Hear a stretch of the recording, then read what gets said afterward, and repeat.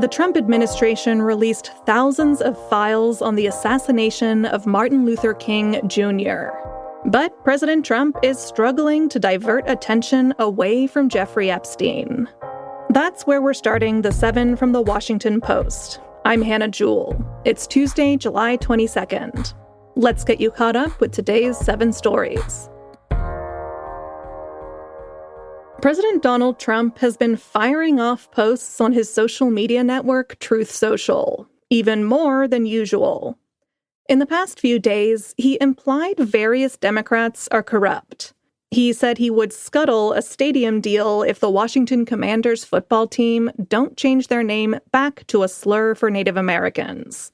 And he shared some kind of random clips, like people doing tricks on motorcycles and jet skis. He also shared an AI-generated video of former President Barack Obama being arrested in the Oval Office. All of these posts seem designed to divert attention away from a controversy that Trump just can't seem to shake. That's his refusal to release the full files from the investigation into the late sex offender Jeffrey Epstein. Trump and his allies have spent 2 weeks trying unsuccessfully to tamp down outrage among his base. The administration did release some other files yesterday, and that brings us to our second story. The Trump administration released thousands of files on Dr. Martin Luther King Jr.'s assassination. That's number 2. Yesterday, the government released more than 230,000 pages of documents related to the 1968 killing of the civil rights leader. Director of National Intelligence Tulsi Gabbard announced the move. She said the files include discussion of potential leads, internal FBI memos on the progress of the case, and more. There's a lot of these files to sift through, which is exactly what my colleagues are doing right now. But an early review of the documents did not disclose any new information about the FBI's surveillance of King, or whether the Bureau had any involvement with the convicted assassin James Earl Ray. Some researchers and the King family have long claimed it did. King's children, Martin Luther King III and Bernice A. King, shared a statement yesterday. It said they object to any attacks on our father's legacy or attempts to weaponize it to spread falsehoods. They also asked people not to share any FBI surveillance of their father in the files. Number 3. An ex-police officer was sentenced in relation to the 2020 killing of Briana Taylor. Brett Hankison was sentenced to 33 months in prison yesterday.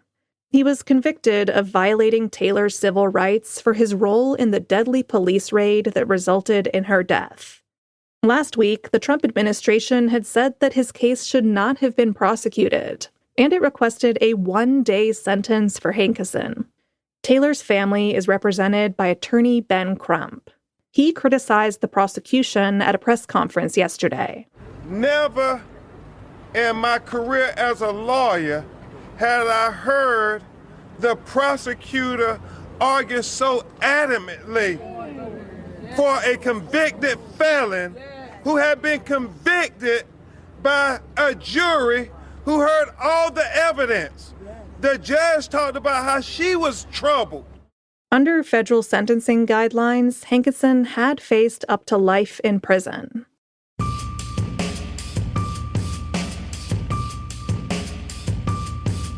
Number 4. The UN said their facilities were hit by Israeli troops in Gaza. On Sunday, Israel announced evacuation orders in Deir al-Balah. That was one of the only parts of Gaza that was not declared a combat zone. Now Israel is expanding its ground invasion there. The UN said yesterday that 2 of its guest houses and a residence for employees came under attack by Israeli troops. Following the evacuations, the UN says the majority of Gaza's 2.1 million people are now squeezed into just 12% of the territory. Meanwhile, yesterday, 29 nations, including Britain, Canada, and France, issued a joint statement calling for an immediate end to the war.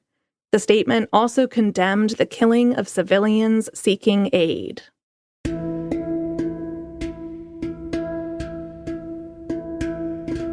Health Secretary Robert F. Kennedy Jr. announced changes to the nation's organ transplant system.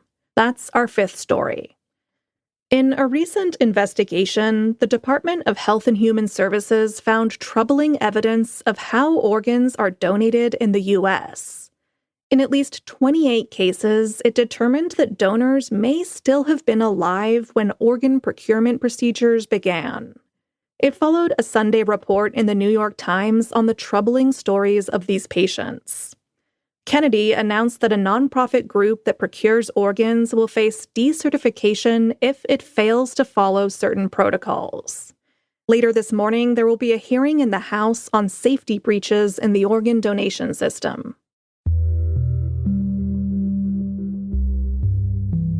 Malcolm Jamal Warner, who rose to fame on The Cosby Show, has died. That's number 6. According to the Associated Press, the 54-year-old died of an accidental drowning while on a family vacation in Costa Rica.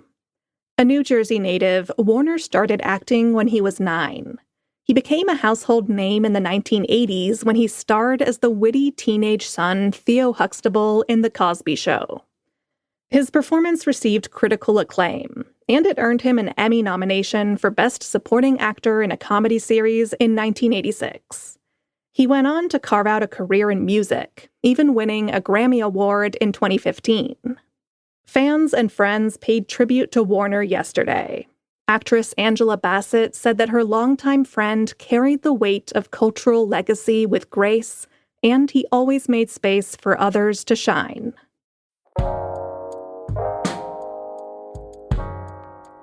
And at number 7. Stephen Colbert ridiculed CBS's explanation for canceling The Late Show. Last night, the late-night host returned to TV.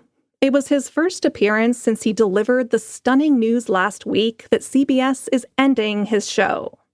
The network said it was making the move for financial reasons. The decision came after a controversial CBS settlement with President Trump. Lots of celebrity friends turned up to support Colbert. They included Anderson Cooper, Jimmy Fallon, Seth Meyers, John Oliver, Jon Stewart, and Adam Sandler. Colbert thanked everyone who reached out over the weekend and offered support. And he said the cancellation means he can now go scorched earth. Over the weekend, it sunk in that they're killing off our show. But they made one mistake. They left me alive.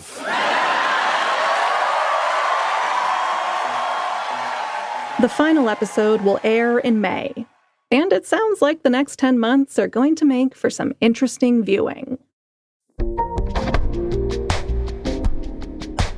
All right, you're all caught up. For your next listen, check out the latest episode of Post Reports. It tells the story of a Michigan man who was trying to figure out if he was really given up for adoption in South Korea as a baby, or if he was taken from his birth family. A government inquiry in South Korea found that babies were sent abroad for profit, often with falsified backstories. Find that episode of Post Reports wherever you listen to podcasts. I'm Hannah Jewell. I'll meet you back here tomorrow.